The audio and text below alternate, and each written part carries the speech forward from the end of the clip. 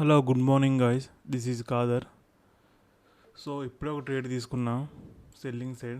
మనకి market big gap డౌన్తో open అవుతుంది 400 పాయింట్స్. సో ఇక్కడ సెల్లర్ మనకి మంచి ప్రాఫిట్లో ఉంటారు, వీళ్ళని టార్గెట్ చేయలేం. మనం ఓపెన్ అవ్వడం ఏంటి అంటే మన సైకలాజికల్ ఇలాంటి క్యాండిల్స్ ఫామ్ అయితే మార్కెట్ ఇమీడియట్లీ పైకి వెళ్ళిద్దని ఒక ఇదితో ఇలాంటి క్యాండిల్స్ ఫామ్ అవుతూ ఉంటాయి. సో ఇలాంటి క్యాండిల్ని అవాయిడ్ చేయాలి మనం. ఒక రెడ్ క్యాండిల్ కనపడింది మనకి, సో ఇక్కడ ఒక ట్రేడ్ తీసుకున్నాం, కంటిన్యూ సెల్లింగ్ వెళ్ళిద్దని. ఇది రావాలి, ఇక్కడికి వచ్చి కొంచెం కన్సిడర్ అయ్యి ఇక్కడ బ్రేక్ అయితే బాగుండిద్ది.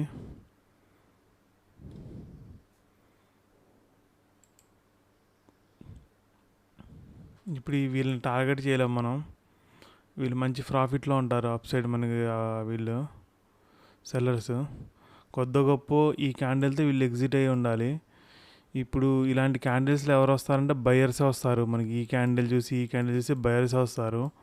సో వాళ్ళు అస్సలు హిట్ అయ్యే ఛాన్సెస్ ఉన్నాయి చాలా వరకు. నాకు తెలిసి మంచి ప్లేస్లో ట్రేడ్ తీసుకున్నా అనిపిస్తుంది.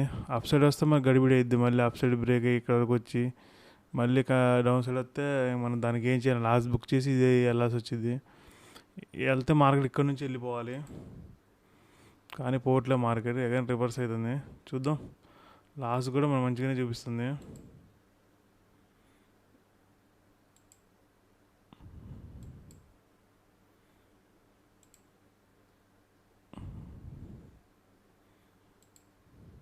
వెయిట్ చేద్దాం.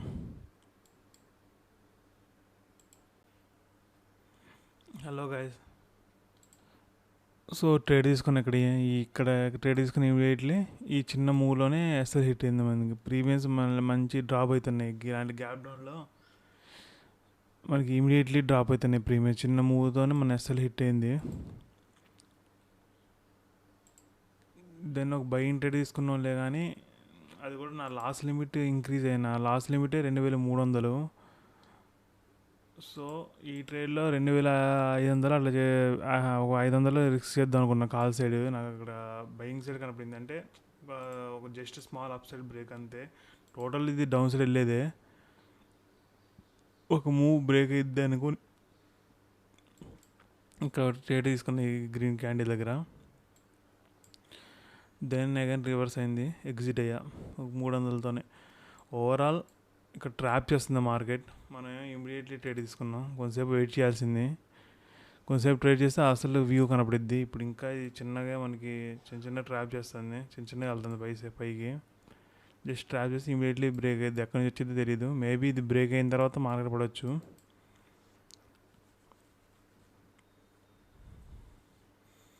సో మిస్టేక్స్, ఇమీడియట్లీ ట్రేడ్ తీసుకున్నా వితౌట్ కన్ఫర్మేషన్ క్యాండిల్ అని. మనకి జస్ట్ ఈ ఒక క్యాండిల్తో డిసైడ్ అయిపోయాను నేను, మార్కెట్ డౌన్ సైడ్ ఇమీడియట్లీ వెళ్ళిపోద్ది, ఇలా వెళ్ళిపోద్ది అని. ఇది ఎక్కడ చేయాలంటే ఇక్కడ వెయిట్ చేస్తున్నప్పుడు ఇలా బుక్ చేసుకోవాలి.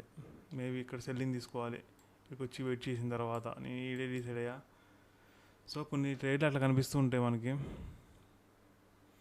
చేసేదేం లేదు, మిస్టేక్స్ మీద మిస్టేక్స్.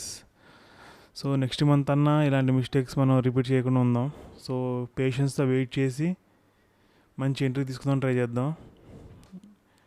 ట్రేడ్ కూడా ఒక ట్రేడే తీసుకుందాం చేద్దాం, నెక్స్ట్ మంత్ కూడా ఒక ట్రేడే ప్లాన్ చేద్దాం అన్న మ్యాక్స్. 2 ట్రేడ్స్ కూడా ఇది ఇలా లాస్ అయినా కూడా ఇంకోటి ఒక ట్రేడ్ ఉంది కానీ నాకు మైండ్లో వస్తుంది, దానివల్ల మళ్ళీ అగైన్ ట్రేడ్ తీసుకోవాల్సి వస్తుంది.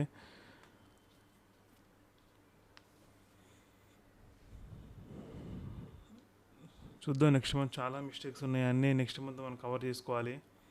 ఓవరాల్ మనం ఈ మంత్ మనం 3500లో లాస్లో ఉంటాం. టోటల్ 3600 లాస్లో ఉంటాం ఈ మంత్. మనం ప్రాఫిట్లో ఉండాల్సింది లాస్ట్లో తీసుకెళ్ళాను నేను లాస్ట్కి, నా మిస్టేక్స్ వల్ల.